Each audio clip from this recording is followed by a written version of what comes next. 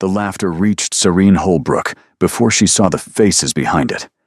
It rippled through the ballroom like poison through water, sharp and glittering and unmistakably cruel.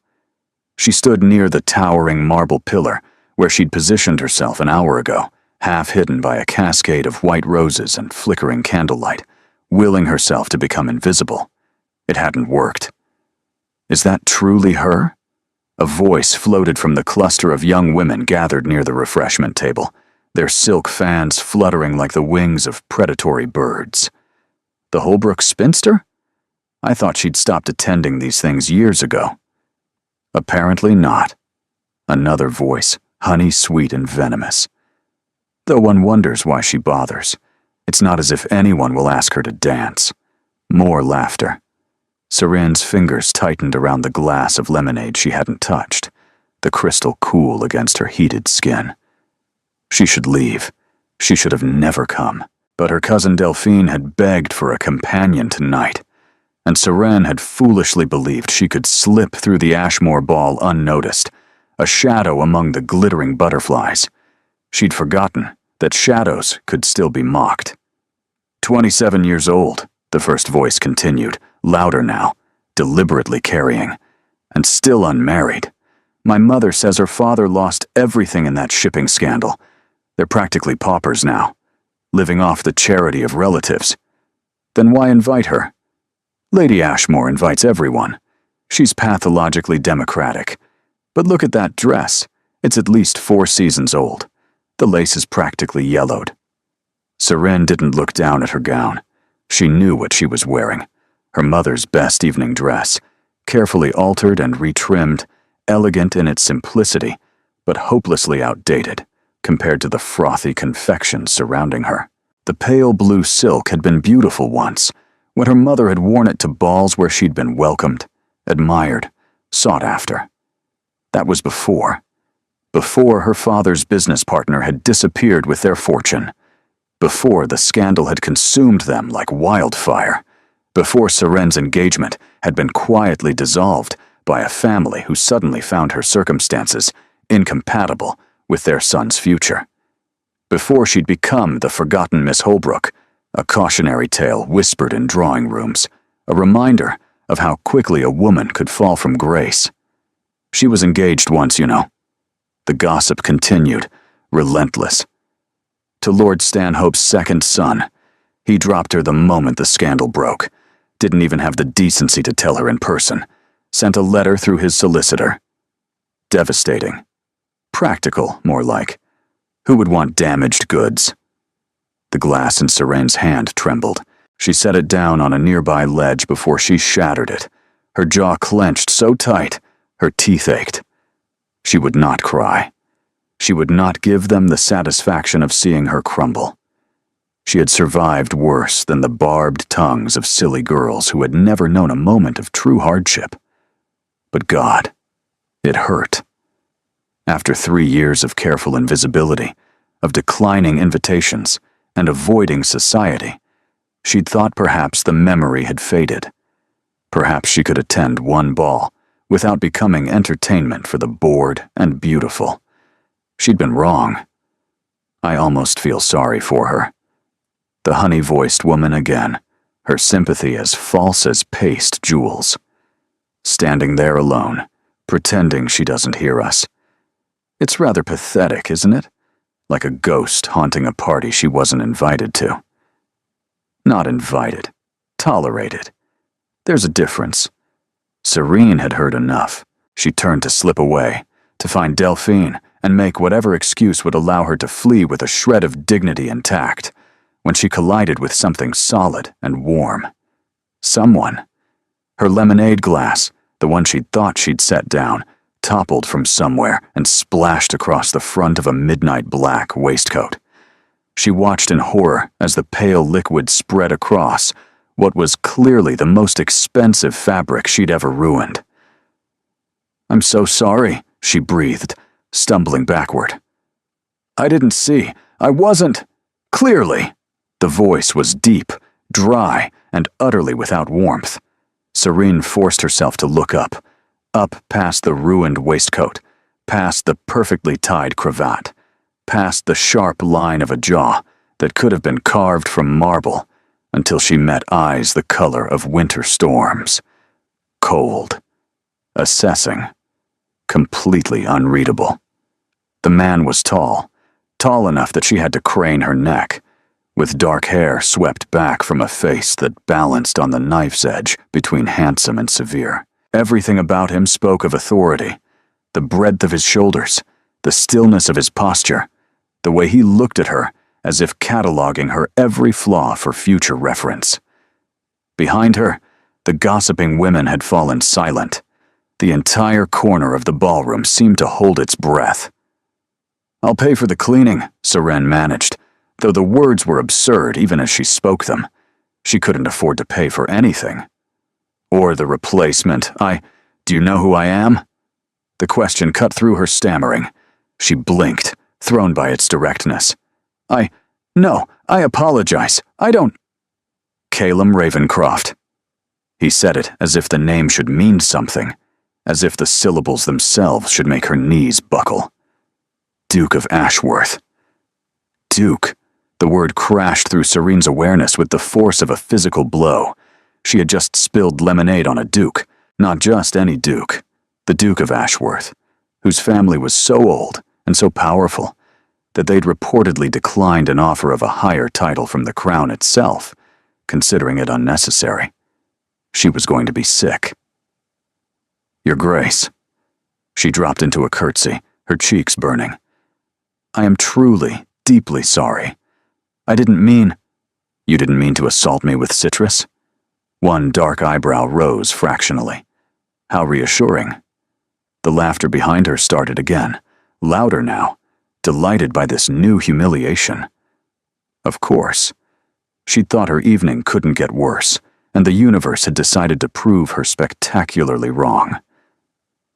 "The forgotten Miss Holbrook strikes again," someone whispered, not quietly enough. The Duke's gaze shifted, moving past Serene to the cluster of young women who were watching the scene with undisguised glee. Something flickered in those storm-colored eyes. Something cold and sharp and dangerous. Then he did something impossible. He offered Seren his hand. "Dance with me," he said. The words made no sense. Seren stared at his outstretched hand. Elegant, powerful, still slightly damp with lemonade, and wondered if she'd finally lost her mind entirely. "I'm sorry." The next waltz begins in approximately 30 seconds. His voice carried no inflection, no explanation. "I require a partner. You're standing here. Dance with me." Behind her, she heard a strangled sound of disbelief. Lady Lysanne Carlyle, for Serene had finally placed the honey-sweet voice, stepped forward, her beautiful face arranged in a mask of confusion and barely concealed fury. "Your Grace," Lady Lysanne said, her tone suggesting the Duke had simply made a mistake. "Surely you meant to ask." "I said precisely what I meant." The Duke didn't look at her. His attention remained fixed on Serene with an intensity that made her skin prickle. "Miss Holbrook, your answer."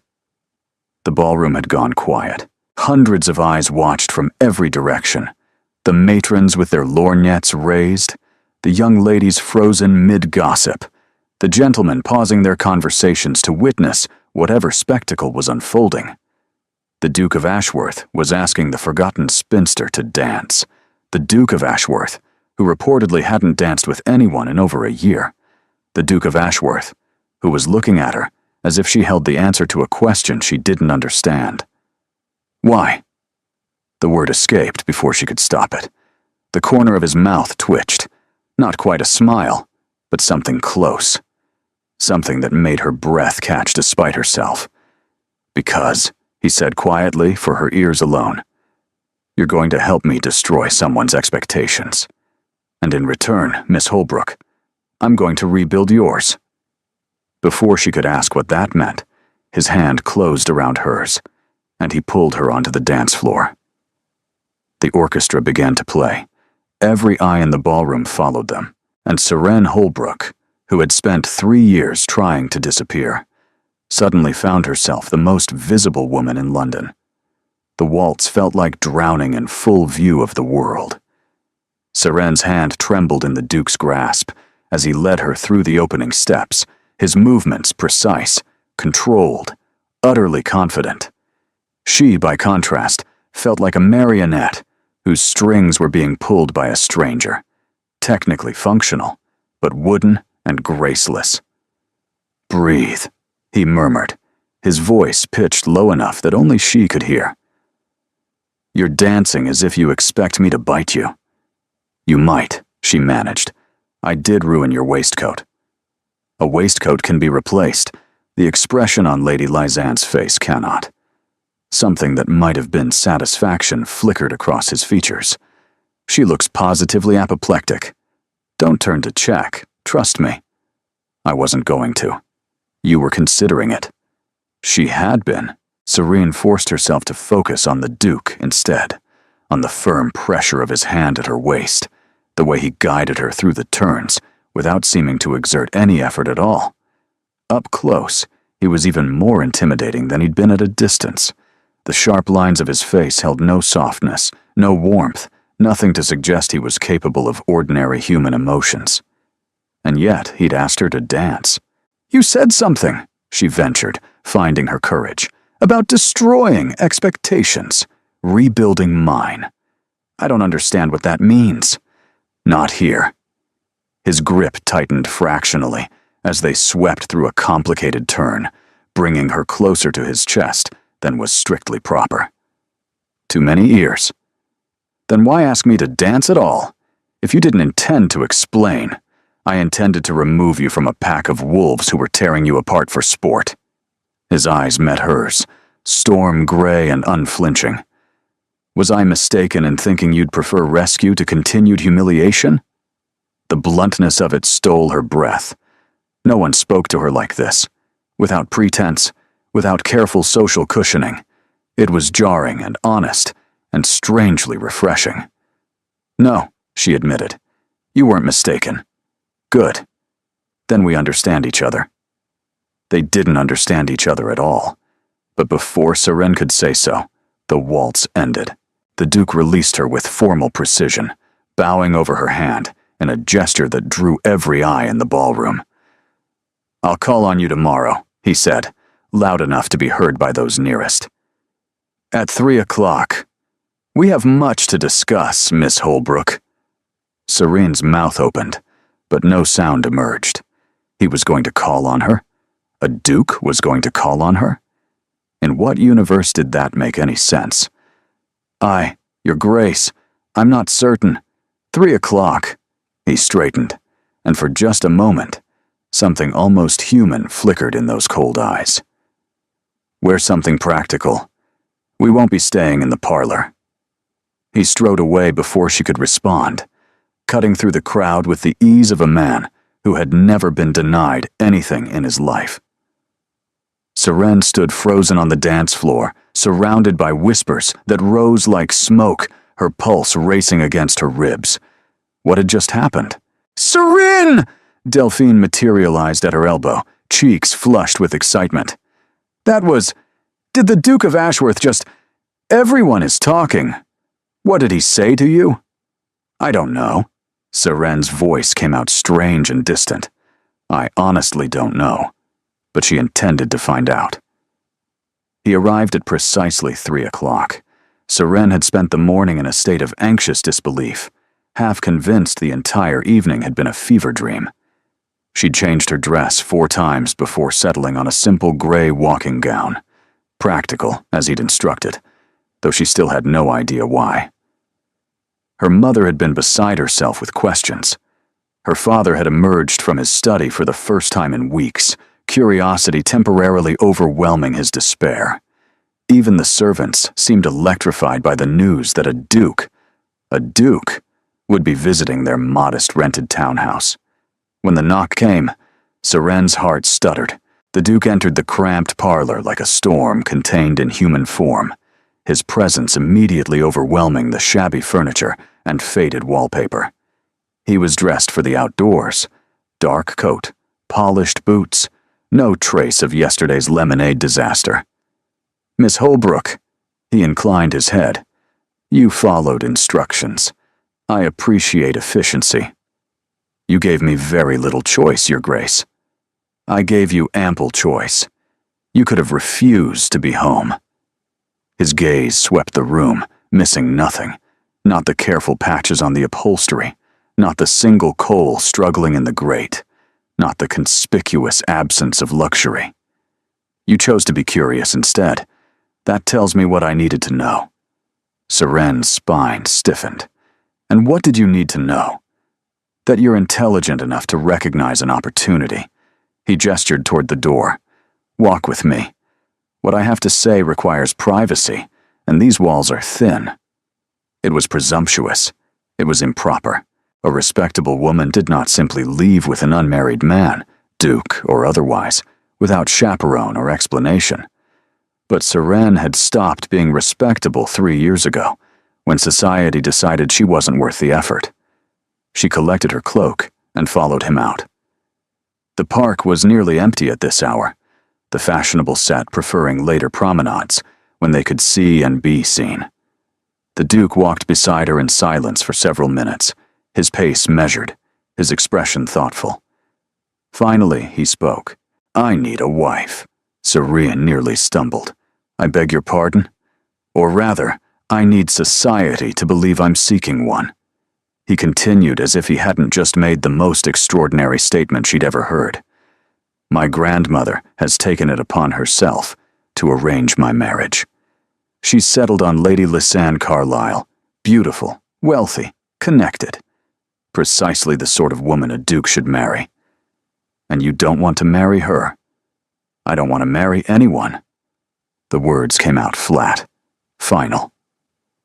Not yet. Perhaps not ever. But my grandmother is relentless, and Lady Lysanne believes we have an understanding. Last night, you provided me with an alternative. Understanding began to dawn, cold and clarifying. You want me to pretend to be your romantic interest. I want you to occupy the space Lady Lysanne expects to fill.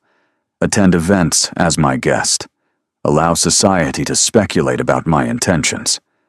Create enough doubt that my grandmother cannot force an engagement without appearing to override my wishes publicly. And in exchange, the Duke stopped walking, turning to face her directly.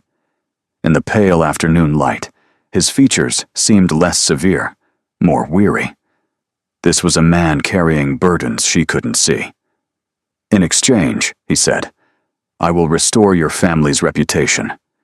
I will ensure your father receives investment opportunities that will rebuild what he lost. I will provide you with a wardrobe, a proper allowance, and introductions that will open doors currently closed to you. His eyes held hers.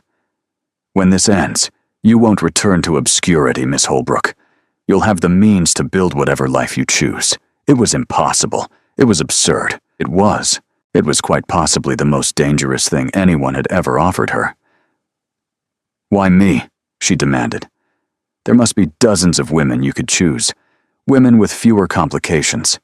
Women who would expect it to be real. His voice softened fractionally. Women who would develop hopes I cannot fulfill. You, Miss Holbrook, have had hope beaten out of you by circumstance. You understand that this is a transaction. That makes you ideal. The brutal accuracy of his assessment struck her like a blow. He was right. 3 years of disappointment had stripped away her romantic illusions. She wouldn't make the mistake of believing this was anything but business. Your grandmother, she said slowly. She'll investigate me. She'll discover. Let her discover. Your father made a poor business decision based on the betrayal of a trusted partner. There's no scandal in that, only misfortune. Society loves a sympathetic victim almost as much as it loves a villain. Seren stared at him, this cold, calculating stranger who was offering her everything she'd lost. And if I say no? The Duke's expression didn't change. Then I'll escort you home, and we'll never speak again. The choice is entirely yours, Miss Holbrook. The choice? as if there was any choice at all for a woman in her position. "I have conditions," she heard herself say. Something flickered in those winter-gray eyes. Interest, respect, perhaps both. "Name them." Ashworth House rose from the London streets like a monument to generations of accumulated power. Serene stood on the pavement, clutching her small valise. Everything she'd been permitted to bring, since everything else would be replaced, and tried to remember how to breathe. The mansion's cream-colored facade stretched impossibly wide, its windows gleaming like watchful eyes, its columns suggesting that mere mortals should reconsider approaching. She had negotiated 3 conditions with the Duke. First, her family would receive written confirmation of the investment opportunities immediately, not contingent on her performance. She would not be held hostage by promises. Second, she would have complete freedom to end the arrangement if she felt unsafe, uncomfortable, or compromised. No questions asked, no penalties applied. Third, when it ended, he would provide letters of introduction that would secure her a position as a companion or governess in a respectable household. She would not return to poverty. The Duke had agreed to all 3 without hesitation. That ease should have been reassuring. Instead, it made her wonder what she'd failed to anticipate. "Miss Holbrook." A footman in immaculate livery stood at the open front door, his expression professionally neutral. Behind him, the entrance hall glittered with marble and crystal, a world of wealth and consequence she was about to enter under false pretenses. "Yes," she managed. "I'm Miss Holbrook." "This way, please. Lady Marisol is expecting you." Lady Marisol, the Duke's younger sister, who would serve as Seren's official hostess and the excuse for her presence. "A companion for the season," the story went. "A friend from my sister's charitable endeavors." Lies built upon lies, constructing a reality that had never existed. The interior of Ashworth House made the exterior seem modest. Serene walked through halls adorned with paintings that probably cost more than her father's entire lost fortune.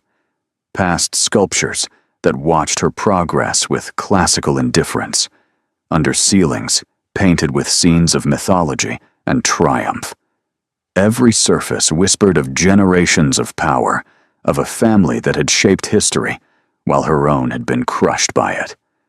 What was she doing here? "Miss Holbrook!" The voice was bright, musical, and accompanied by the rapid clicking of heels on marble.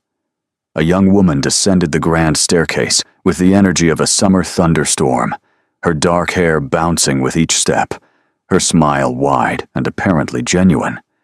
She was perhaps 19 or 20, with her brother's gray eyes but none of his coldness.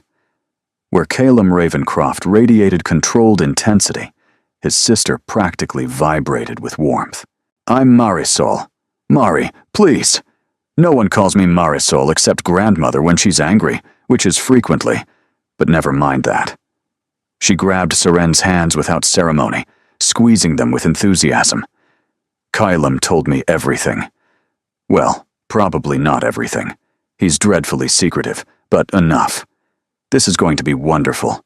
You're going to be wonderful. I can already tell."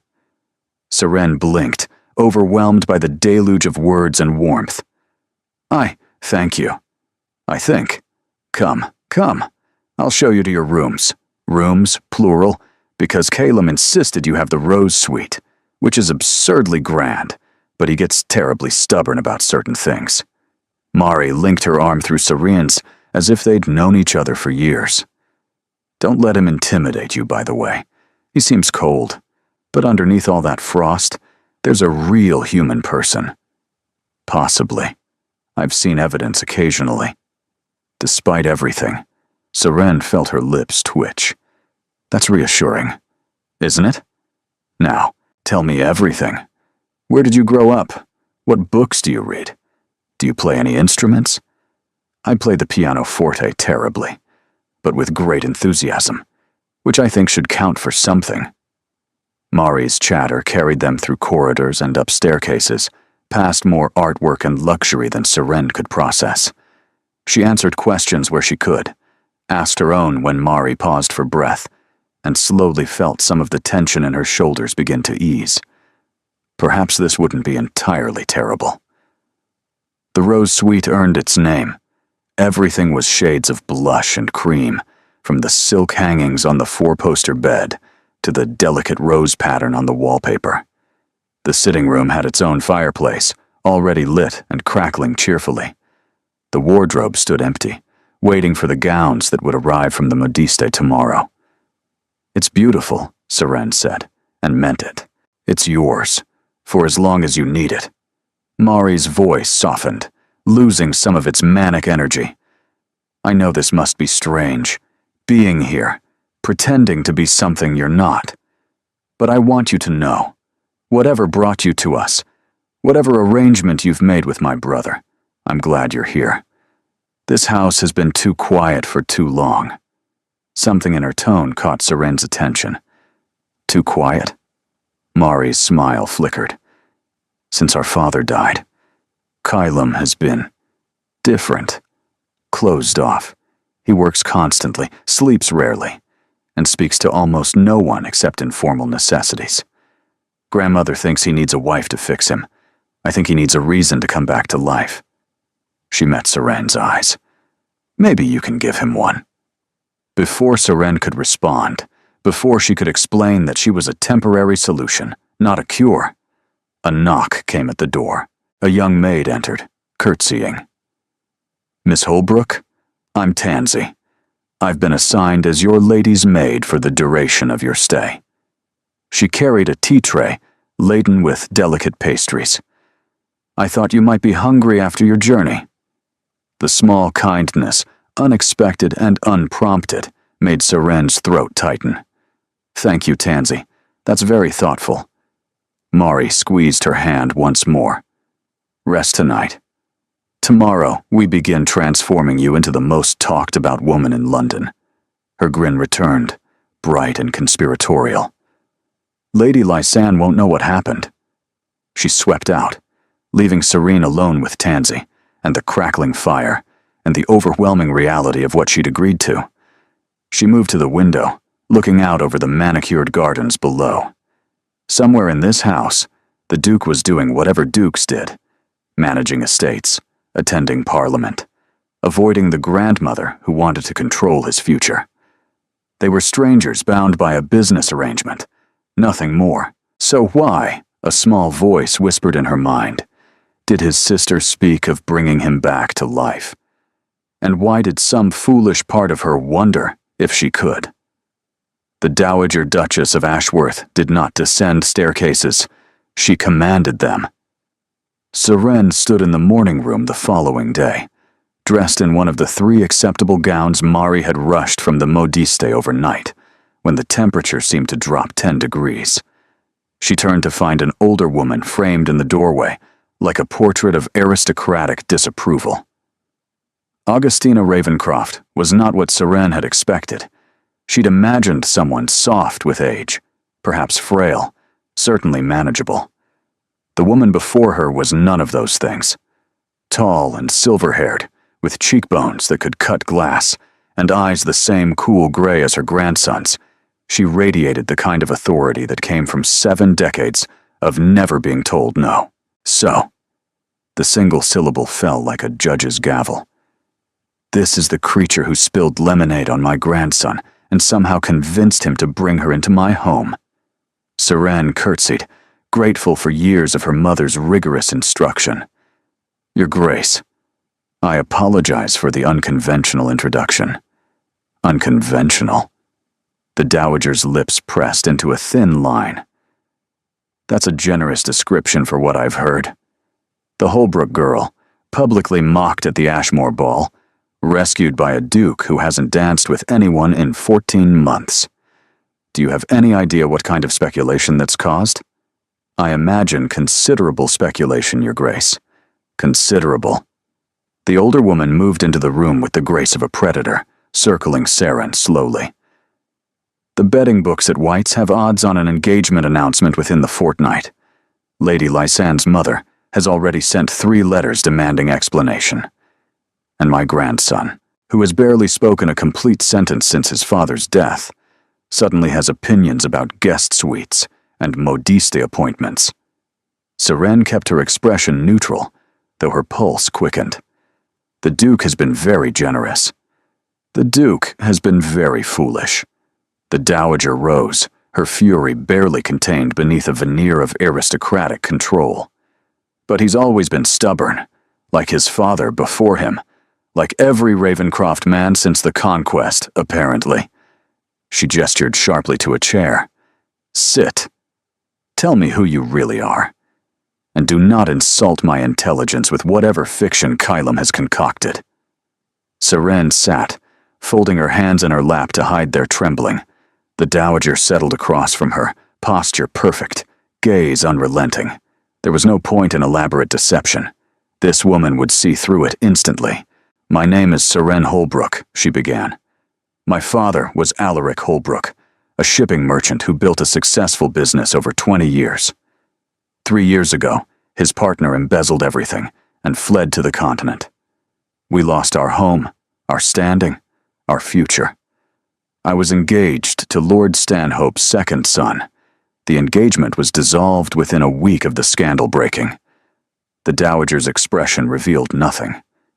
Continue. Since then, my family has survived on the charity of distant relatives and my mother's discreet needlework. I've spent 3 years avoiding society, knowing I would be mocked if I appeared. Last night, I attended the Ashmore ball as a favor to my cousin. The rest, she lifted her chin. The rest, you know. I know the facts. I want to understand the arrangement. The Dowager leaned forward slightly. My grandson does not act impulsively. He does not rescue damsels in distress. He certainly does not invite impoverished strangers to live in his home. So what, precisely, did he offer you? Seren met the older woman's eyes directly. Honesty had served her once. Perhaps it would serve her again. He offered me restoration, my family's reputation, my father's business prospects, my own future security. In exchange, I occupy the position Lady Lysanne expects to fill, creating enough uncertainty that you cannot force an engagement without public embarrassment. The silence that followed was absolute. Then, impossibly, the Dowager laughed. It was not a warm sound, more like ice cracking, but it was genuine. At least you're honest. I was beginning to think the entire younger generation had lost the capacity for directness. Honesty seemed more efficient than pretense, Your Grace. It usually is. The Dowager rose, moving to the window, her back to Seren. My grandson hired you to disrupt my plans. You've admitted as much. I should have you removed from this house within the hour. Seren's stomach clenched, but she kept her voice steady. That is your prerogative. Yes, it is. The Dowager turned, and something in her expression had shifted. Not softened, exactly, but changed. Tell me about Kylam. What is your impression of him? The question caught Seren off guard. I've barely spoken with him, Your Grace. He's controlled, precise. He speaks as if every word costs him something. He didn't used to be that way. For the first time, something like grief flickered across the Dowager's features. Before Hadrian died, my son, his father, Kylam was different. Not warm, exactly, but present. Engaged with the world. He laughed occasionally. He had friends. She returned to her chair, settling with less rigidity than before. Hadrian died 8 months ago. A riding accident on the northern estate. Kylam was in London, attending to parliamentary duties. By the time he received word and traveled north, she paused. He didn't arrive in time. Not to say goodbye. Not even to close his father's eyes. The weight of the revelation pressed against Seren's chest.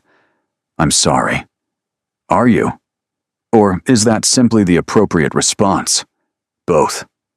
Seren held the older woman's gaze. I understand loss, Your Grace. Perhaps not this kind, but I understand watching someone you love disappear piece by piece.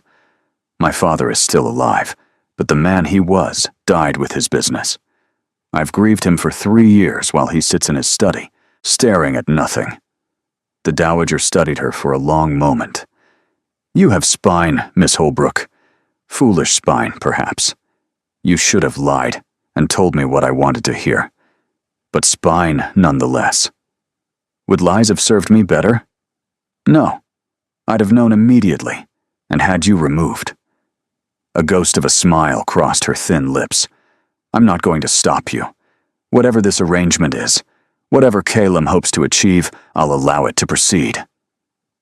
Relief flooded through Seren, but caution followed immediately. Why? Because my grandson has shown more initiative in the past 2 days than he has in 8 months. Because Lady Lisanne is a vapid creature who would bore him within a fortnight. Because... The Dowager rose, moving toward the door. Because I want him to live again. And if some impoverished merchant's daughter, with more courage than sense, is what shakes him from his stupor, so be it. She paused at the threshold, turning back. But understand this, Miss Holbrook. If you hurt him, if you exploit his grief or manipulate his emotions for your own gain, I will ensure you never recover. You think you've experienced social destruction? You have no concept of what I can accomplish when properly motivated. I understand, Your Grace. Good. The Dowager's expression hardened back into aristocratic marble. Dinner is at 8. Dress appropriately, and do try not to spill anything else on my grandson. She swept out, leaving Seren alone with her racing thoughts and the unsettling realization that she had just received both a warning and a blessing from the most formidable woman in London. Through the window, she could see the gardens below, where a solitary figure walked among the hedges. Calum. Even from this distance, she could see the tension in his shoulders, the weight he carried. Bring him back to life, Mari had said. I want him to live again, the Dowager had echoed. Serene hadn't agreed to resurrect anyone. She'd agreed to a performance, a transaction, a temporary escape from poverty. So why did some part of her ache to try? The week that followed was a whirlwind of silk and strategy.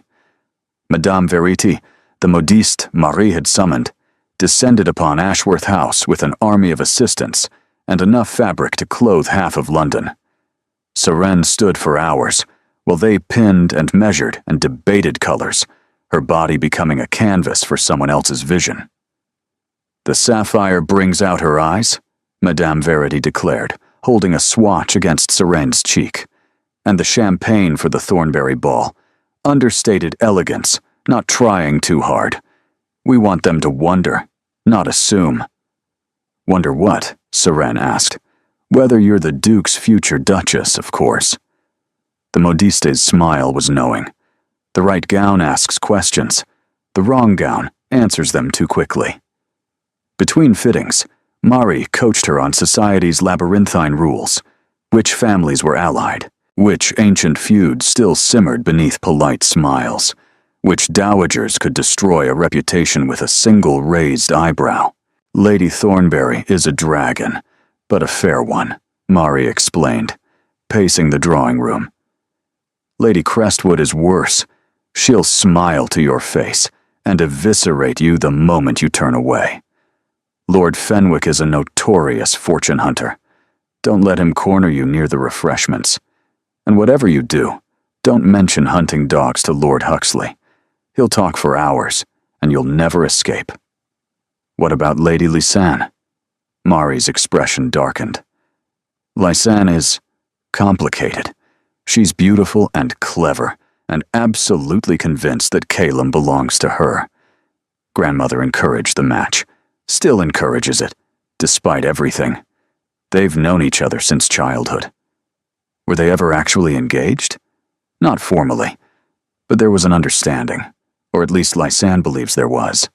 Mari sank onto the settee. She'll see you as a threat. She'll try to destroy you. She already tried at the Ashmore ball. That was practice. Mari's eyes, so like her brother's, held genuine concern. The real battle hasn't started yet. Calum remained largely absent. Seren glimpsed him occasionally, crossing the entrance hall, disappearing into his study, riding out at dawn when he thought no one was watching. He acknowledged her with formal nods, exchanged the minimum required pleasantries at dinner, and otherwise maintained a careful distance. It should have suited her. This was a business arrangement, not a friendship. His remoteness made it easier to remember that. But on the fifth evening, she found herself drawn to the library. The room was Ashworth House's hidden heart. 2 stories of books rising toward a painted ceiling, spiral staircases connecting the levels, leather chairs positioned near a fireplace that crackled with comfortable warmth. She'd discovered it while exploring and had returned every evening since, losing herself in volumes her family could never have afforded. Tonight, she wasn't alone. Calum sat in one of the leather chairs, papers spread across a small table, a glass of amber liquid at his elbow. He looked up when she entered, and for just a moment, something flickered in those gray eyes. Surprise, perhaps, or something she couldn't name. "Miss Holbrook." "Your Grace." She hesitated in the doorway. "I can leave if you prefer solitude." "I prefer honesty." He gestured to the chair across from him. "You've been coming here every evening. I've seen the books moved, the cushions disturbed. You might as well stop skulking and actually join me." Heat rose to her cheeks, but she entered, settling into the offered chair. "I wasn't skulking. I was being discreet." "Is there a difference?" "Skulking implies ill intent. I merely didn't want to intrude." The corner of his mouth twitched, not quite a smile, but close. "Consider this blanket permission to intrude. The books are meant to be read, not preserved as museum pieces." They sat in surprisingly comfortable silence. Calum returned to his papers. Seren selected a volume of poetry from a nearby shelf and tried to focus on the words. But her attention kept drifting to him, the furrow of concentration between his brows, the precise way he turned pages, the weariness that seemed to cling to him like a second skin. "You're staring," he said without looking up. "I'm observing. It's different." That earned her an actual glance, something almost like amusement warming his features. "And what have you observed? That you work too hard, that you carry tension in your shoulders like armor, that you are avoiding sleep based on the shadows under your eyes." She paused. "That you're avoiding something else too, but I haven't determined what." His hand stilled on the papers. "You presume much for someone I've known barely a week. You hired me to be your convincing romantic interest. That requires a certain level of observation." She set down her book. "Your grandmother told me about your father, about how you didn't arrive in time." The silence that followed was sharp enough to cut. "My grandmother," Calum said finally, his voice carefully controlled, "speaks too freely. She's worried about you. So is Mari. They say you've been different since he died. Closed off. Absent. They say a great many things. Are they wrong?" He rose abruptly, moving to the fireplace, presenting her with his back. The flames cast dancing shadows across his profile, hiding and revealing in equal measure. "My father wrote to me the week before he died," he said quietly. "He wanted me to come north to discuss something important. He said it couldn't wait." A muscle worked in his jaw. "I decided it could. I had parliamentary duties, meetings that seemed crucial at the time. I told him I'd visit the following month." Serene's chest constricted. "You couldn't have known." "No, but I chose politics over my father, and he died alone because of it." He turned to face her, and the rawness in his expression stole her breath. "So yes, Miss Holbrook, I'm avoiding something. I'm avoiding the question of whether my last communication with my father was a dismissal." She rose without thinking, crossing to stand before him. Not touching, she wouldn't presume that far, but close enough to matter. "My father lost everything," she said softly, and I was angry with him. For months, I blamed him for trusting the wrong partner, for risking our security, for destroying my engagement and my future. I said terrible things. Her voice wavered. Sometimes the people we love see us at our worst. It doesn't mean we loved them less. Something shifted in his expression, a crack in the ice, quickly concealed. You're rather wise for someone who's been through what you have. Suffering has that effect. They stood there, the fire crackling between them and the books, watching silently from their shelves. The moment stretched, weighted with something neither of them was ready to name. Finally, Calum stepped back. The Thornberry Ball is tomorrow evening. We should discuss strategy. The spell broke, but something had changed. Seren felt it in the air between them, in the way he looked at her now. Not as a tool or a temporary solution, but as something more. Something dangerous. Of course, Your Grace. She returned to her chair. What should I expect? War, he said simply. Lady Lisanne will be there, and she doesn't intend to lose. The champagne gown was a masterpiece. Seren barely recognized herself in the mirror. Madame Verity had worked magic. The silk skimmed her figure before falling in elegant waves, the color warming her complexion, the delicate beading catching light with every movement. Her dark hair was swept up in an intricate arrangement, threaded with tiny pearls that Mari had insisted on lending. You look like someone who belongs, Mari breathed, circling her with undisguised delight. Lisanne is going to weep with jealousy. I doubt Lady Lisanne has ever wept in her life. Then she'll seethe beautifully, even better. The Dowager's assessment was briefer, but equally impactful. She examined Seren from head to toe, nodded once, and said, You'll do. Don't embarrass us.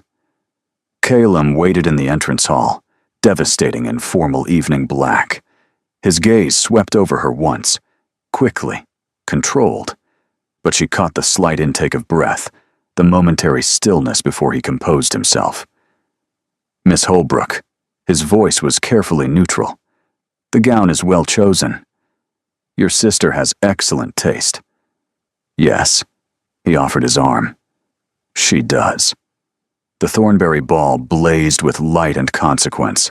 The mansion was even grander than the Ashmores, every surface gilded or crystalline. The cream of London society gathered to see and be seen. Seren felt hundreds of eyes track their entrance. The Duke of Ashworth, with his mysterious companion, the scandal of the season made manifest. Steady, Calum murmured, his hand covering hers where it rested on his arm. They're watching because they're curious. Let them wonder. They descended into the ballroom's glittering chaos. Introductions blurred together. Lord. This. Lady that. The Marchioness of somewhere important. Seren smiled and curtsied, and made appropriate responses, all while aware of the whispers following in their wake. Is that the Holbrook girl? The one from the lemonade incident? She's quite pretty, isn't she? One wouldn't have guessed from the rumors. But no fortune, no family, no prospects. What can the Duke possibly be thinking? Through it all, Xylem stayed close. Not obviously, not improperly, but always within reach. A hand at her elbow during a complicated introduction. A quiet word when a conversation grew uncomfortable. A wall of aristocratic authority between her and the worst of the curious stares. It was protective. It was unexpected. It made something flutter dangerously in her chest. Then Lady Lisanne arrived. She entered like a queen approaching her throne. Golden curls perfectly arranged, ivory silk gown cut to emphasize her considerable beauty. The crowd seemed to part for her automatically, recognizing a force of nature when they saw one. Her eyes found Serene immediately. The smile that curved her perfect lips held no warmth whatsoever. Your Grace. Lisanne curtsied to Calum with practiced grace. How wonderful to see you out in society again. And Miss Holbrook, was it? How delightful that you could join us. The pause before her name was deliberate, the slight emphasis on delightful suggesting the opposite. Lady Lisanne. Seren kept her voice pleasant. Your gown is stunning. Ivory is certainly striking on you. Thank you. One must be precise about these things. Lisanne's gaze swept over Seren's champagne silk with barely concealed assessment. Though I suppose precision comes with experience, first seasons can be so overwhelming for those new to this world. I'm not in my first season, Lady Lisanne. I'm 27. The number landed like a slap. In society's terms, Seren was practically ancient, well past the age when most women secured matches. She'd just announced her own deficiency in the most public possible setting. But she'd also denied Lisanne the chance to reveal it cruelly. Something flickered in the other woman's eyes. Surprise, perhaps, or recalculation. How refreshingly candid. Most women are less forthcoming about their circumstances. I find honesty saves time. Does it? Lisanne's smile sharpened. I wonder what other honest revelations you might share, about your family's difficulties perhaps, your father's unfortunate business decisions. The blow landed precisely where intended. Seren felt heat rise to her cheeks, but before she could respond, Calum spoke. Miss Holbrook's family history is well known, and entirely irrelevant. His voice was cold enough to freeze the champagne in nearby glasses. If you'll excuse us, Lady Lisanne, I believe the next waltz is ours. He swept Seren onto the dance floor before Lisanne could reply, leaving the golden beauty standing alone in a crowd that suddenly seemed less friendly. You didn't need to do that, Seren said as they took position for the waltz. I disagree. She'll be furious. She was already furious. At least now she's furious and publicly embarrassed. The music began, and he pulled her into the first steps. Also, she was wrong. Your circumstances aren't unfortunate. They're temporary. There's a difference. Something warm bloomed in Seren's chest. You believe that? I wouldn't have made our arrangement otherwise. They moved through the waltz, and despite everything, the watching eyes, the whispered judgments, the battle she'd just barely survived, Seren felt something she hadn't experienced in years. Hope. You dance well, Calum observed. Better than I expected. My mother ensured I had every accomplishment a gentleman might require. Bitterness crept into her voice, for all the good it did me. It's doing you good now. His hand pressed more firmly against her waist as they swept through a turn. Stop thinking about the past, Miss Holbrook. You're here, in this moment, dancing with a duke while half of London watches. Whatever came before doesn't matter. Easy for you to say. You've never had a past that haunted you. His expression flickered. Haven't I? The music swelled, and they moved together with surprising grace. Seren was aware of everything. The warmth of his hand, the intensity of his gaze, the way the candlelight played across his sharp features. He wasn't handsome in the conventional sense, but there was something compelling about him, something that made it difficult to look away. They're watching us, she whispered. Let them watch. His eyes held hers. For once, let them see something worth talking about. The waltz ended too soon. Calum released her with formal propriety, bowing over her hand, while the ballroom held its breath. Thank you for the dance, Miss Holbrook. The honor was mine, Your Grace. He should have left then. Protocol demanded he circulate, speak to other guests, maintain appropriate distance. Instead, he guided her toward the terrace doors, one hand at the small of her back. We need air, he said quietly, and you need a moment to breathe. The terrace was cooler, the night air a relief after the ballroom's stifling heat. They stood at the balustrade, looking out over moonlit gardens, the sounds of the ball muffled behind them.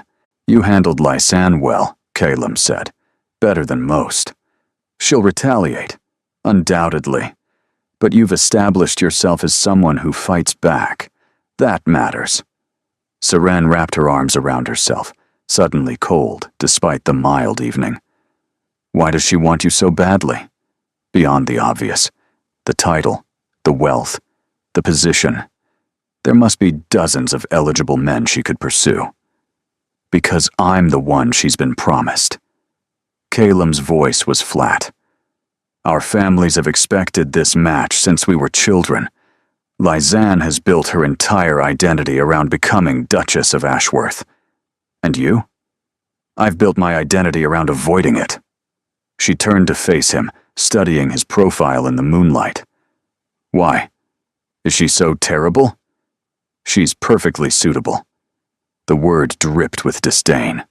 Beautiful, accomplished, well-connected. She'd make an exemplary duchess and a miserable wife. Not for any fault of her own. Simply because, he paused. Because I don't feel anything when I look at her. And spending a lifetime with someone who stirs nothing in you seems its own kind of death. The confession hung between them, intimate and unexpected. What would you want instead? Seren asked softly. If you could choose? His gaze finally met hers, and something in his expression made her pulse quicken. I don't know, he said. I stopped believing I could choose years ago. Before she could respond, voices approached from the ballroom. They stepped apart instinctively, propriety reasserting itself. But as Lysanne appeared in the doorway, her eyes sharp with calculation, Seren carried with her the weight of Kylam's confession. He wanted to feel something, and standing beside him in the moonlight, she was beginning to feel something too. That, she realized, was far more dangerous than anything Lady Lysanne could do. The days following the Thornbury Ball passed in a strange, suspended reality. Society buzzed with speculation. Invitations flooded Ashworth House, more than Seren had received in her entire life combined. Suddenly, everyone wanted to know the mysterious Miss Holbrook, the woman who had captured the elusive Duke's attention. Lady Lysanne had not retaliated. Yet. That silence worried Seren more than any direct attack would have. Women like Lysanne didn't retreat. They regrouped. Whatever was coming would be calculated, precise, and devastating. But for now, an uneasy peace reigned. Kylam continued his pattern of absence, but something had shifted. He appeared at meals more regularly. He lingered in doorways when she passed. And every evening, without fail, he joined her in the library. They didn't speak of the terrace conversation. They didn't need to. Something had opened between them that night, a crack in the careful walls they'd both constructed. Now they existed in the space that crack had created, not quite intimate, not quite distant, hovering on a threshold neither seemed willing to cross. On the fourth evening, Seren found a package waiting on her usual chair. It was wrapped in brown paper, unassuming, with no card or indication of its sender. She unwrapped it carefully to find a book, old, beautifully bound in deep green leather, the pages soft with age and love. Collected verses of Margot Sinclair. Her breath stopped in her throat. Margot Sinclair was her mother's favorite poet, an obscure writer from the previous century, largely forgotten by fashionable society. Seren had grown up hearing these verses read aloud on winter evenings, her mother's voice soft in the candlelight. She'd memorized half of them before she turned 12, whispered them to herself during the darkest days after their fall from grace. When they'd lost everything, the family's copy had been sold with the rest of their possessions. She'd watched it go with silent anguish, unable to explain to the estate agent why that particular book mattered more than all the silver combined. She hadn't mentioned this to anyone at Ashworth House, not once. It belonged to my mother. Calam's voice came from the doorway, quiet and uncertain in a way she'd never heard from him. He entered slowly, his usual commanding presence somehow diminished, as if he'd stripped away a layer of armor. I found it in the estate library at Thornwood, our northern property. She'd written notes in the margins. He moved closer, gesturing to the book. Open the first page. Seren did, and her throat constricted with sudden emotion. In faded ink, elegant handwriting spelled out, "For my son, that he might understand, beauty exists even in darkness." Mother. She died when I was 7, Caleb said quietly. I barely remember her face anymore. Sometimes I'll catch a scent, lavender and old paper, and feel her presence so strongly it takes my breath away. But the details have faded. He paused, vulnerability naked in his voice. I remember her reading these poems to me, though. The sound of her voice rising and falling with the verses. The way she'd pause after particularly beautiful lines, as if giving me time to absorb them. Serene looked up at him, this cold, controlled man who had just handed her a piece of his mother's memory. Perhaps the most precious thing he possessed. "How did you know?" she whispered. "About Margot Sinclair. I never mentioned the specific poet. I asked your mother." The words landed like stones in still water, sending ripples through everything she thought she understood. "You... what?" "I visited your family home 3 days ago, discreetly, through the servants' entrance to avoid gossip." Something almost like embarrassment flickered across his features, an expression she wouldn't have believed him capable of a week ago. "I wanted to ensure the investment arrangements were proceeding correctly. Your father seemed fragile, but your mother and I spoke briefly in the garden. You spoke to my mother, in our garden. She's quite formidable, actually. I see where you inherited your spine." The ghost of a smile crossed his face.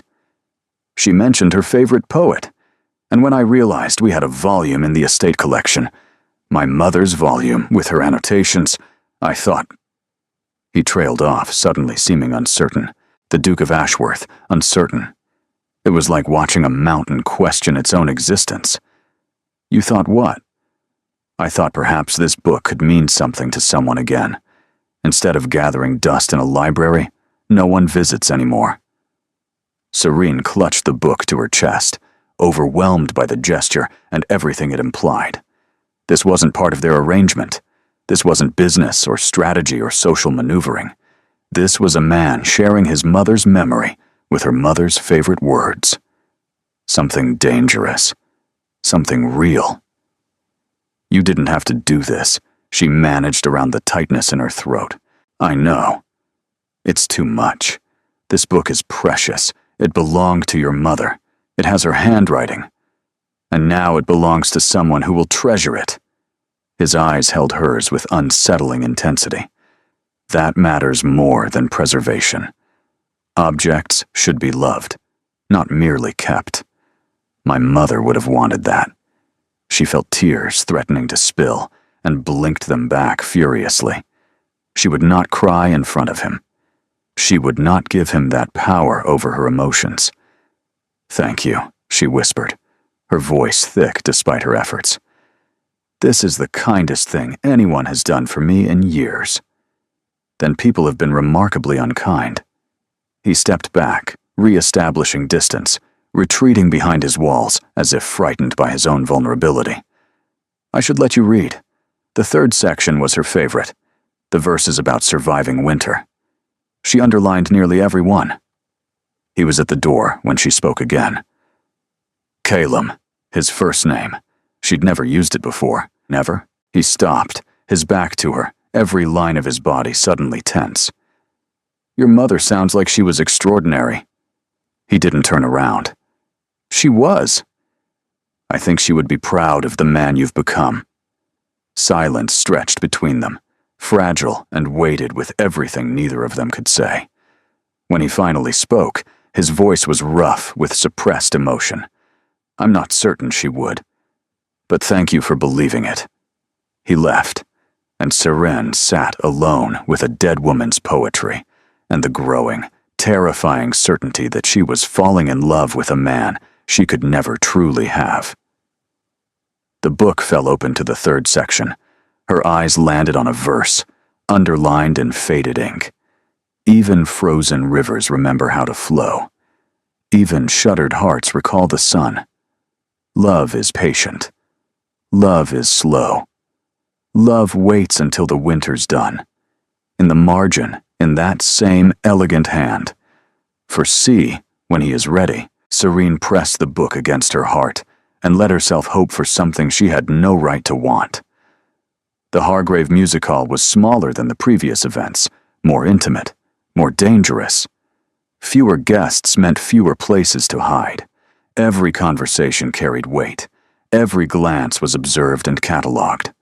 Seren smoothed her hands over her midnight blue velvet gown, a deeper, more dramatic choice than the champagne silk of the Thornberry Ball, and tried to steady her nerves.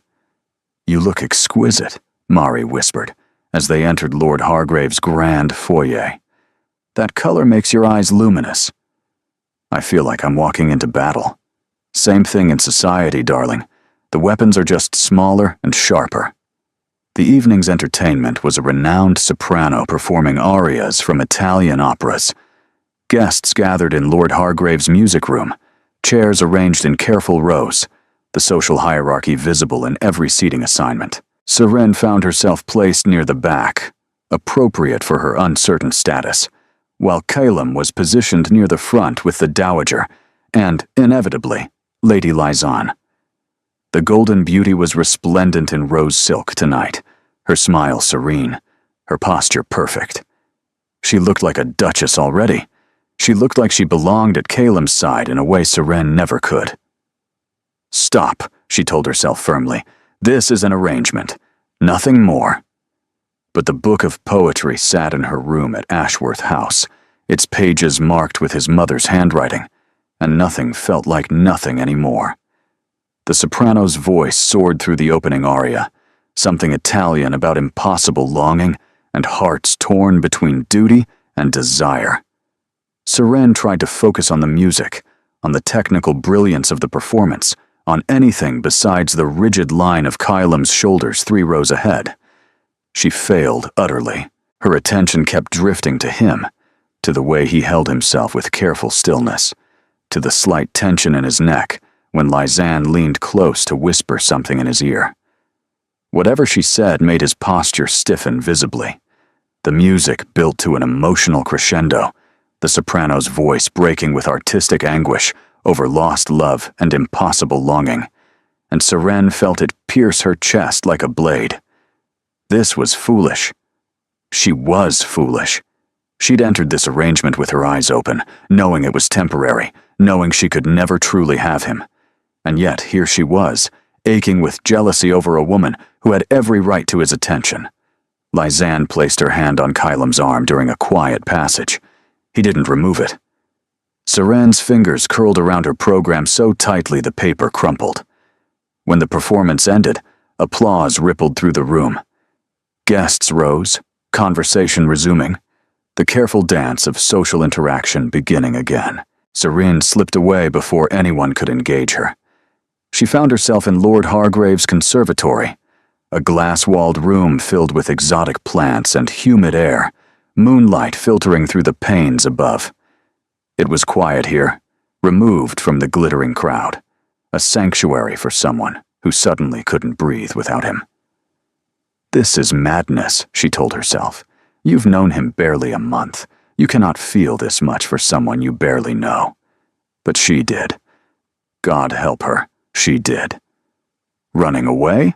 She spun to find Calum in the doorway, his expression unreadable in the silvered light.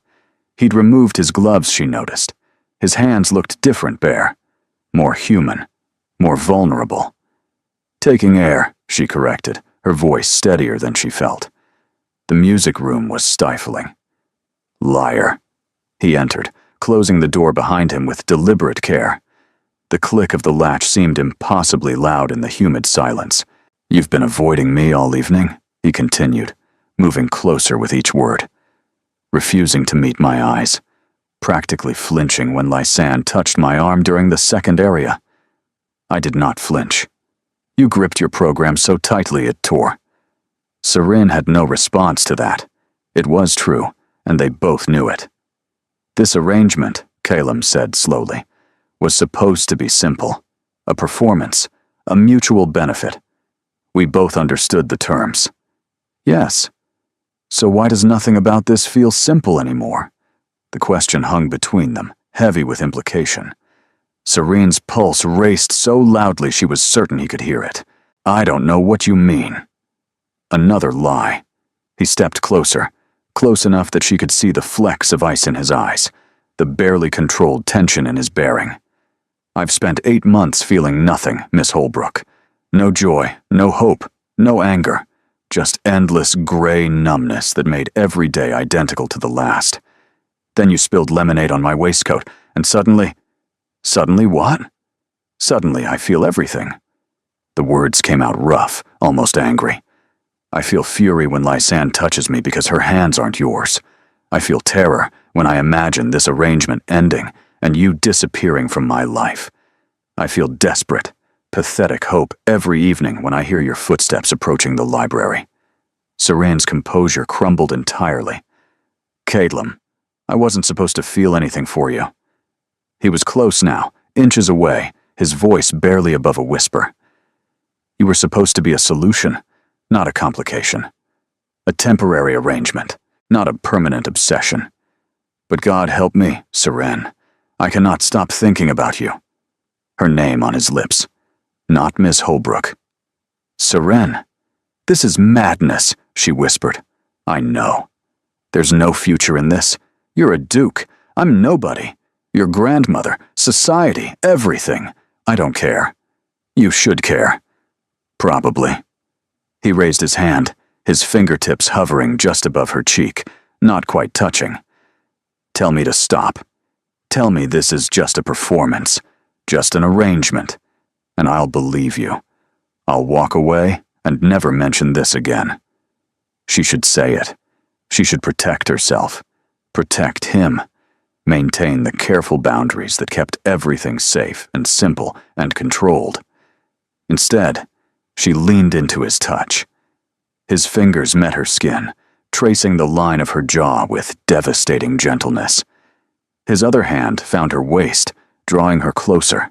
She could feel the heat of him through layers of silk and velvet, could see the war playing out in his expression. Desire battling restraint, hope battling fear. Serene. Her name was a prayer. Tell me to stop. I can't, she breathed. God help me. I can't. He kissed her. It was nothing like she'd imagined. Nothing soft or tentative or questioning. It was acclaiming, fierce, and desperate. 8 months of frozen emotion cracking open all at once. His mouth moved against hers with a hunger that stole her breath, his arms pulling her against him, as if he could make her part of himself through sheer will. She kissed him back with equal desperation, her fingers tangling in his dark hair, every rational thought drowning in the flood of sensation. He tasted of champagne and longing, and she wanted to live in this moment forever, suspended in this impossible, glorious madness. When they finally broke apart, gasping, his forehead pressed against hers, she saw something in his eyes she'd never expected to find. Vulnerability. Naked. Terrified. Beautiful vulnerability. This changes everything, he said. I know. I won't give you up. I don't care what it costs. Calum, I love you. The words shattered something inside her, some last wall of self-protection she hadn't realized she was still maintaining. Tears pricked her eyes. You can't, she whispered. You barely know me. I know you challenge me. I know you make me want to be better than I am. I know that for the first time since my father died, I feel alive. His hands framed her face, thumbs brushing away the tears that had escaped. Is that not enough? It's everything, she admitted. It's more than everything. Then say it. If you feel it, say it. She should be cautious. She should protect herself. She should remember that this was temporary, that she didn't belong in his world, that fairy tales didn't happen to girls like her. Instead, she told the truth. I love you, against every rational thought, every instinct for self-preservation, every reason I should know better. I love you. He kissed her again, softer this time, a promise instead of a claim. Neither of them heard the door open. Neither of them saw Lady Lysanne's face, twisted with fury, watching from the shadows. Neither of them noticed when she slipped away, a cold smile curving her perfect lips, the smile of a woman who had just discovered exactly how to destroy them both. The attack came 2 days later. Seren descended for breakfast to find the morning room transformed into a battlefield. The Dowager sat rigid at the head of the table, her face carved from ice. Mari hovered near the sideboard, pale and frightened, and Calum stood at the window, his back to the room, every line of his body radiating barely contained fury. "Ah," the Dowager's voice cut like a blade. "The architect of our destruction finally arrives." "Grandmother," Mari started. Silence. The older woman held up a newspaper, one of the society scandal sheets that traded in gossip and innuendo. "Would you like to read it yourself, Miss Holbrook, or shall I summarize?" Seren's stomach plummeted. "What has happened?" "What has happened is that Lady Lysanne has proven herself more cunning than I gave her credit for." The Dowager threw the paper onto the table. "The entire ton is reading about how the Duke of Ashworth was discovered in a passionate embrace with his impoverished houseguest. How said houseguest is nothing but a fortune hunter who schemed her way into his home. How the arrangement between you was exactly that, a calculated manipulation designed to trap my grandson into an unsuitable match." The words blurred together, each one a blow. "There's more," the Dowager continued relentlessly. "Details about your father's scandal, implications that the embezzlement was not entirely his partner's doing, suggestions that your entire family is riddled with dishonesty and desperation." "That's not true." Seren's voice came out strangled. "My father was innocent. He was betrayed. The truth doesn't matter. Only the appearance of truth." The Dowager rose, her fury barely contained beneath a veneer of aristocratic control. "Do you understand what you've done? My grandson's reputation, his standing, everything our family has built, compromised. For what? A girl who couldn't control her impulses for 1 more month?" "Grandmother." Calum's voice was low and dangerous. "That's enough." "It is nowhere near enough." The Dowager turned on him. "You promised me this would be controlled. You promised me no scandal would touch us. And now, we're the subject of every whispered conversation in London." "I don't care about whispered conversations." "You should. You're the Duke of Ashworth. Your behavior reflects on every member of this family, on every servant in our employ, on every tenant on our lands. Your selfishness has consequences beyond your own satisfaction." Seren couldn't breathe. The walls were closing in, the elegant room becoming a prison. Everything she'd feared, everything she'd warned herself about. It was happening. "I should leave," she heard herself say. Calum turned sharply. "No." "Yes." The Dowager's voice was cold. "That would be best, before you do any more damage." "She's not going anywhere." Calum crossed the room, placing himself between Seren and his grandmother, like a shield. "This is Lysanne's doing, not hers. I won't punish Seren for another woman's spite. You'll punish us all if you continue this foolishness." The Dowager's composure finally cracked. "She is not one of us, Calum. She never was. She's a merchant's daughter playing dress-up in borrowed gowns, and no amount of pretty sentiment will change that. Society will never accept her. I will never accept her." The words landed like physical blows. Seren felt each one. Every dismissal, every reminder of her insufficiency, every echo of her own deepest fears. "You're wrong," Calum said. Am I?" The Dowager stepped closer, her voice dropping to something almost gentle, which somehow made it worse. "Look at her, Calum. Really look. Do you see confidence? Do you see someone who believes she deserves to stand at your side? Or do you see a frightened girl who knows, in her heart, that this was always going to end in destruction? Serene couldn't meet Silem's eyes. She couldn't look at any of them, because the Dowager was right. Serene, his voice was soft, pleading. Don't listen to her. She's trying to manipulate you. She's trying to protect you. Serene forced the words through the tightness in her throat, as I should have done from the beginning. What are you saying? She finally looked at him, and the hope in his eyes nearly broke her. But she could see beyond him now.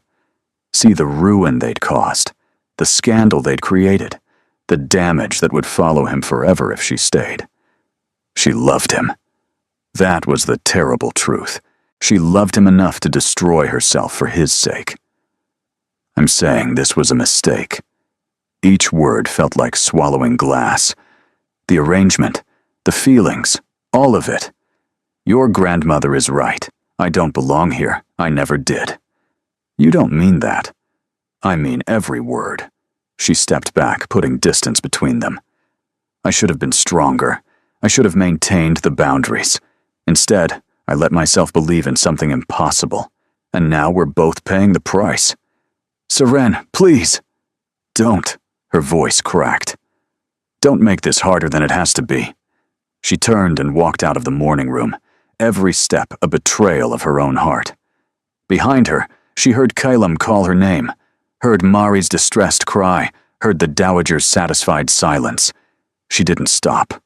In her room, the beautiful rose suite that had never truly been hers, she packed with mechanical efficiency. The gowns she left, the jewelry she left, the pearls, the gloves, the careful accessories of a life she'd borrowed. She took only the Margot Sinclair poetry collection, pressed against her heart like a talisman. Tansy appeared in the doorway, tears streaming down her face. Miss, please, His Grace is asking for you. He's half mad with... Tell him I'm sorry. Serene closed her valise. Tell him it's better this way. But it isn't. Anyone can see. Please, Tansy. Her voice broke. Don't make this worse. She slipped out through the servants' entrance, avoiding the front of the house where Kylam would certainly be watching. A hired carriage waited on the corner, arranged with the last coins she possessed. As the carriage pulled away from Ashworth House, Serene allowed herself one look back. Kylam stood at an upper window, his face a mask of devastation.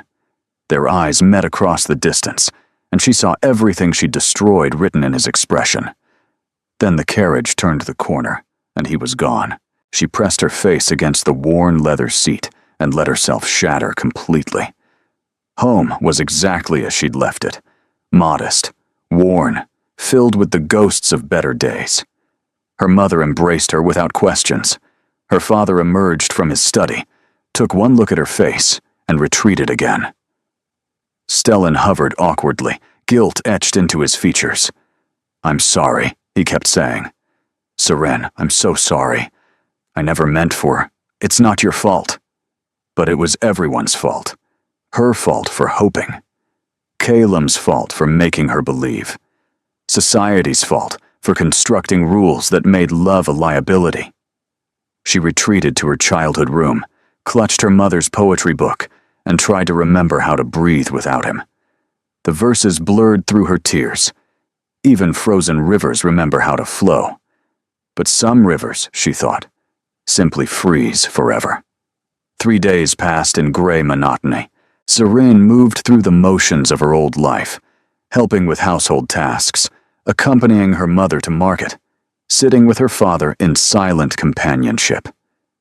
She smiled when expected, responded when addressed, performed normalcy with desperate determination. No one was fooled. You're breaking, her mother said on the third evening, finding Serene alone in the small parlor, staring at nothing. I can see it happening. I'm fine. You haven't slept. You've barely eaten. You hold that poetry book like it's the only thing keeping you tethered to earth. Her mother sat beside her, taking her hands gently. Tell me what happened. Really. So Serene told her. everything. The arrangement, the growing feelings, the kiss in the conservatory, the scandal, the terrible confrontation with the dowager. The words poured out like water from a broken dam, 3 days of suppressed anguish, finally finding release. When she finished, her mother was silent for a long moment. "You love him," she said finally. "Yes." "And he loves you?" "He said he did. But it doesn't matter. His grandmother was right. I don't belong in his world. I would only drag him down, damage his reputation, make him regret." "Stop."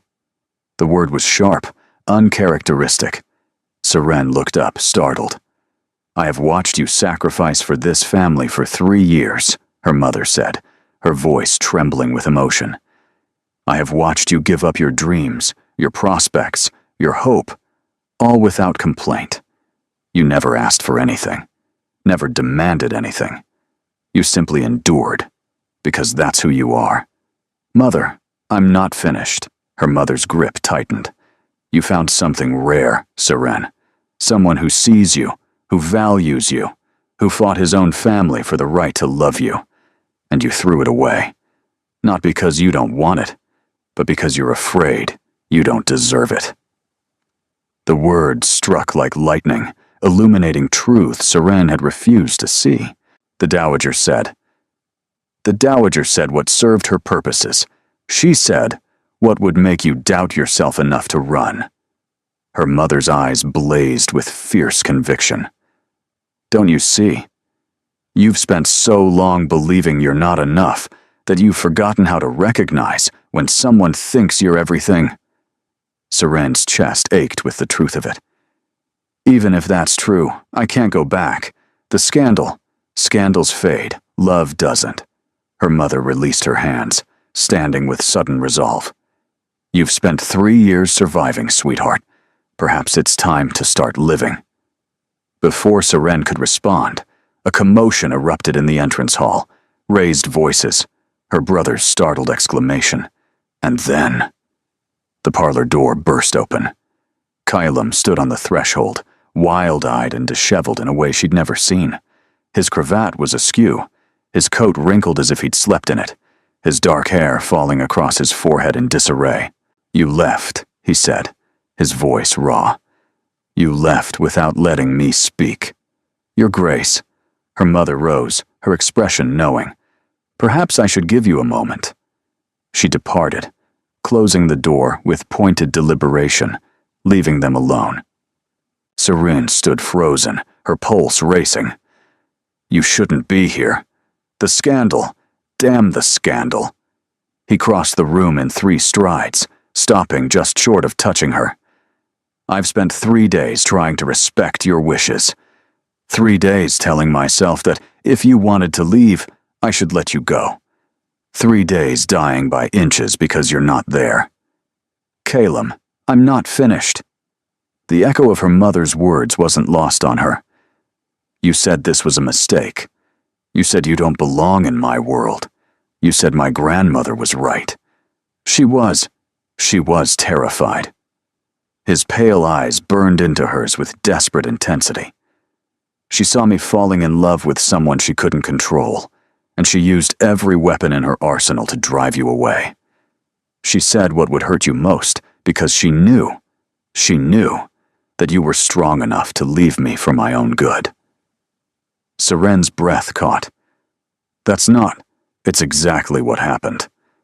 He finally reached for her, his hands framing her face with desperate gentleness. "But here's what she didn't count on. I'm not my father. I'm not going to lose the woman I love because I was too afraid to fight for her." Tears spilled down her cheeks. "I can't let you destroy yourself for me." "You're not destroying me. You're saving me." His thumbs brushed away her tears. "Don't you understand? Before you, I was frozen, going through the motions, performing a life instead of living one. You made me feel again. You made me want again. You made me believe that maybe, there's more to existence than duty and grief. The Tun will never accept me. Your grandmother, My grandmother has already begun managing the narrative. By the time she's finished, Lysanne will be remembered as a jealous schemer, and you'll be the romantic heroine who captured a duke's heart against all odds." Seren stared at him, disbelief flooding through her. "What?" "She came to me the morning after you left. She said, and I quote, 'I underestimated her. She left to protect you. That's more than Lysanne would ever do.'" A ghost of a smile crossed his exhausted face. "Apparently, self-sacrifice is the fastest way to earn my grandmother's approval. I don't understand. Neither do I, entirely. But she's on our side now." His hand slid down to grip hers with fierce determination. "Seren, I'm asking you, begging you, to come back. Not as an arrangement, not as a performance, as my partner, my equal, my love." "You're mad," she whispered. "Completely, utterly, irreversibly mad." He pressed his forehead to hers. "Say yes. The world will talk. Let them. It won't be easy.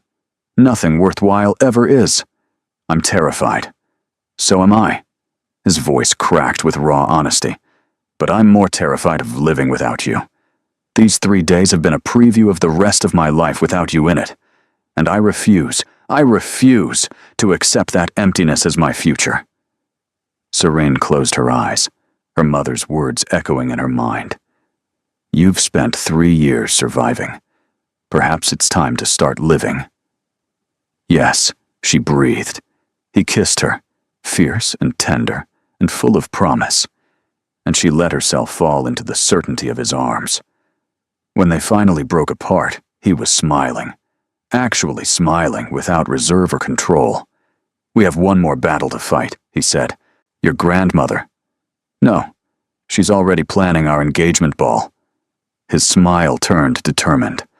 "Lady Lysanne, she needs to understand, publicly and permanently, that she's lost." Seren straightened her spine, feeling something unfamiliar rise in her chest. Courage. "Then let's show her." The return to Ashworth House felt different this time.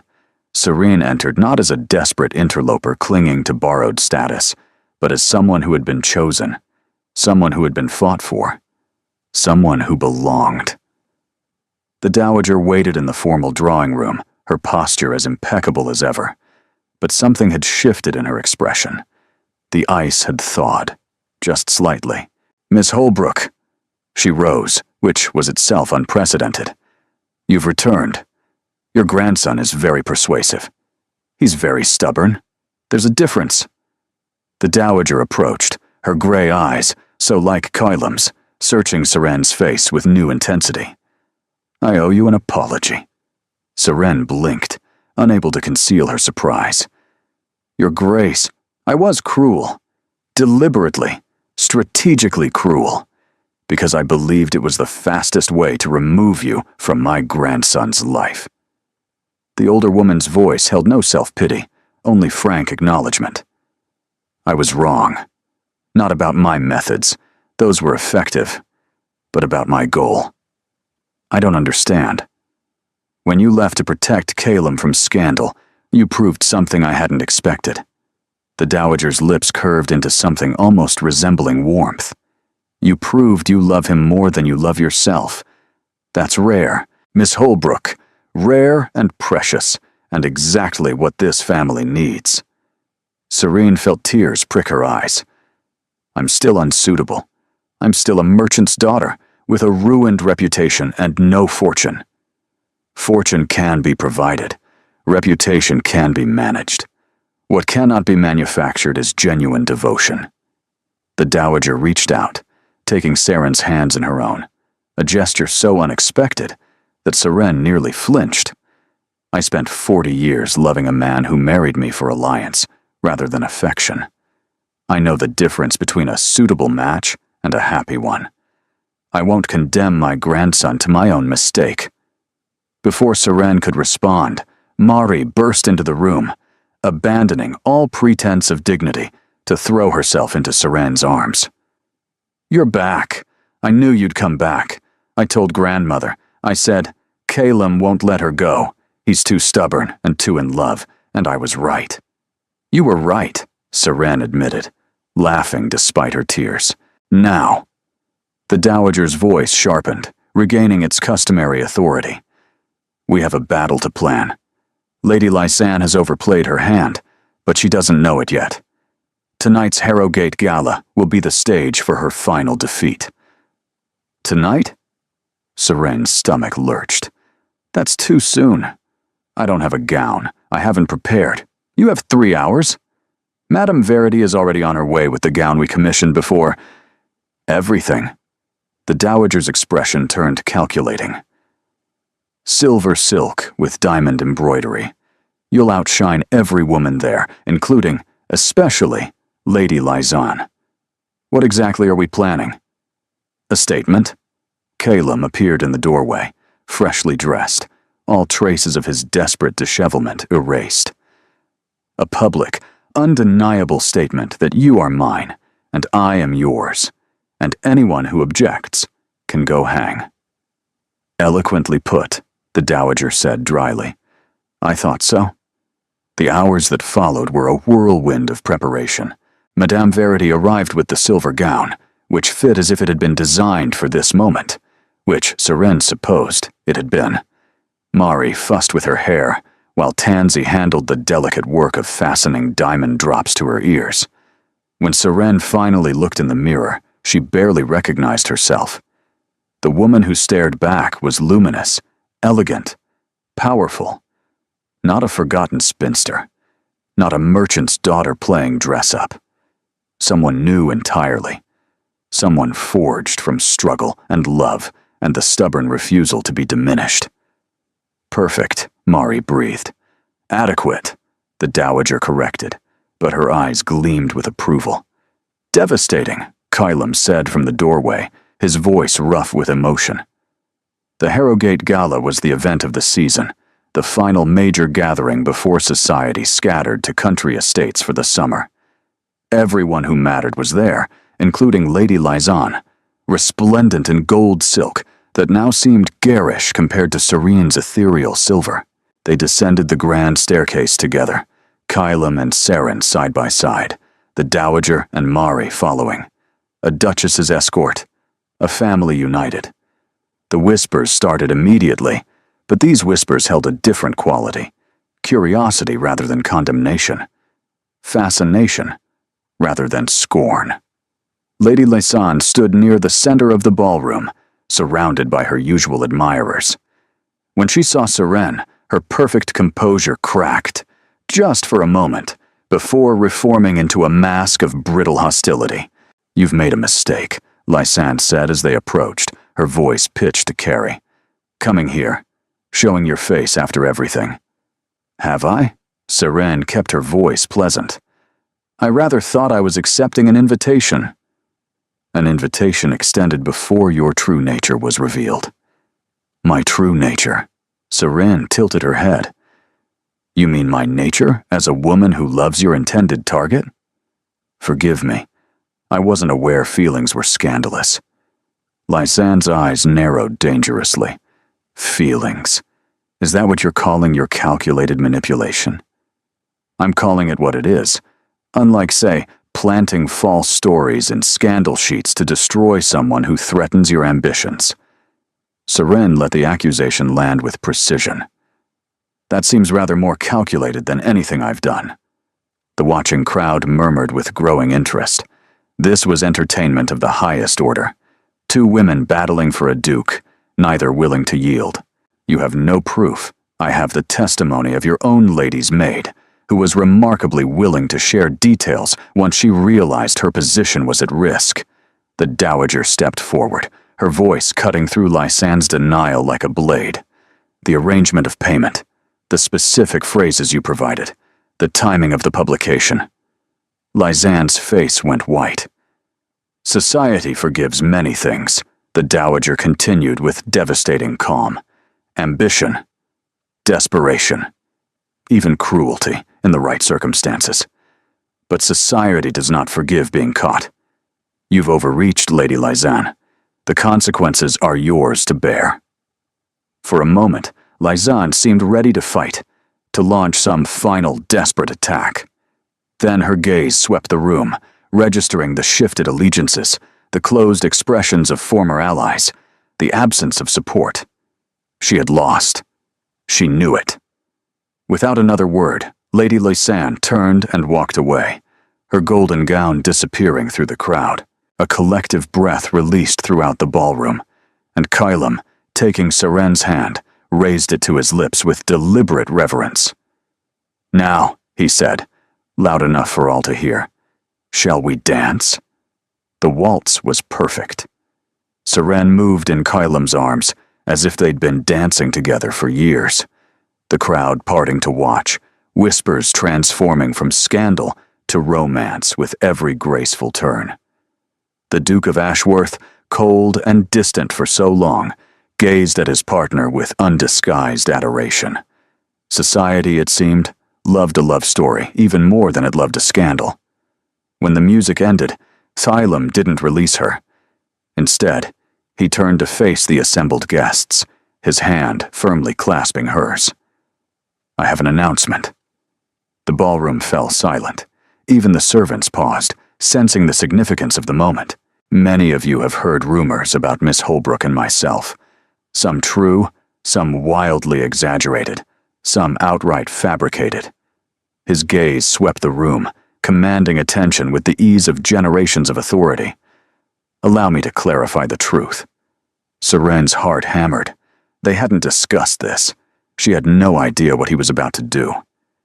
Miss Saren Holbrook came into my life through circumstances that could charitably be described as unconventional. A ripple of knowing laughter moved through the crowd. She was not what I expected. She was not what I thought I wanted.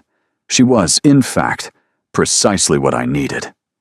He turned to face her fully, and the love in his eyes made her breath catch. I have spent the last year lost in grief and duty, performing a life I no longer believed in.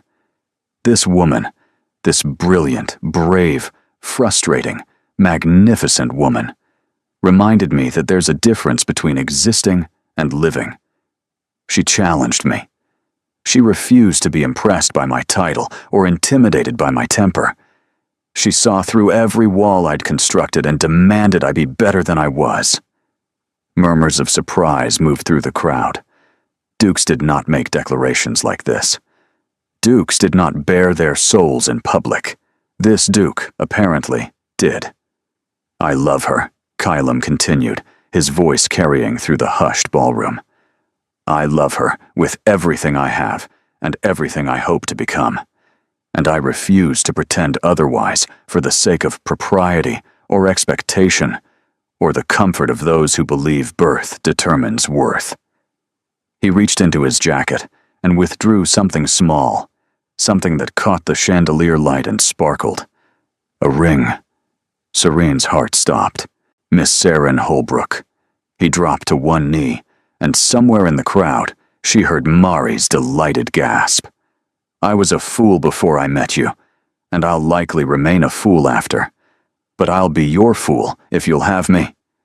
Will you do me the extraordinary honor of becoming my wife?" The ballroom held its breath. Serene looked down at this man, this impossible, infuriating, wonderful man who had chosen her, not despite her circumstances, but because of who she was beneath them, who had fought his family, defied society, and knelt before hundreds of witnesses to declare his love. "Yes," she whispered. Louder, he murmured, a smile playing at his lips. "They can't hear you in the back." "Yes," she laughed, tears streaming down her face.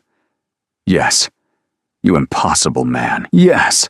He slid the ring onto her finger, a sapphire surrounded by diamonds, the color of the gown she'd worn the night they first kissed, and rose to kiss her properly, scandalously, in full view of the entire ton. The applause that erupted was thunderous.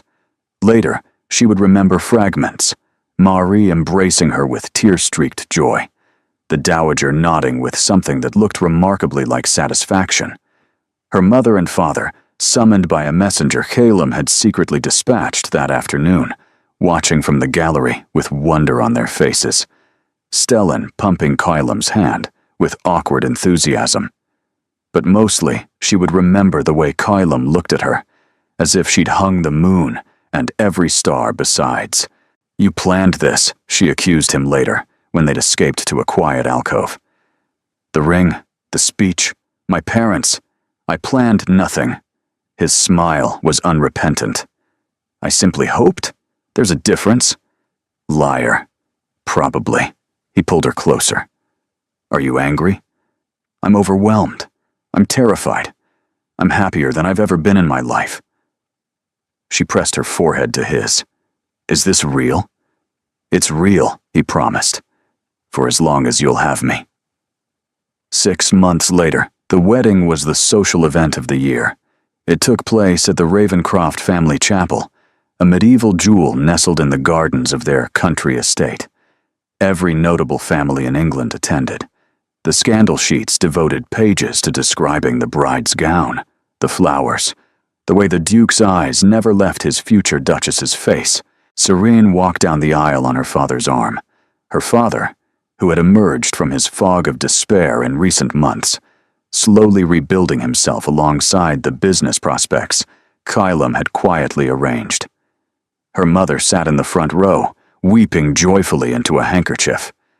The vows were traditional, but the kiss was not. Calum pulled her close with an enthusiasm that made the dowager roll her eyes, and Mari applaud. "Inappropriate," the dowager said afterward, though her tone held no censure. "Thoroughly," Calum agreed, kissing his new wife again just to prove the point. 1 year later, they found the letter together. It was tucked inside a book of poetry, not the Margot Sinclair collection, but another volume Seren had discovered in Calum's mother's former rooms. The handwriting was unfamiliar, elegant, and feminine.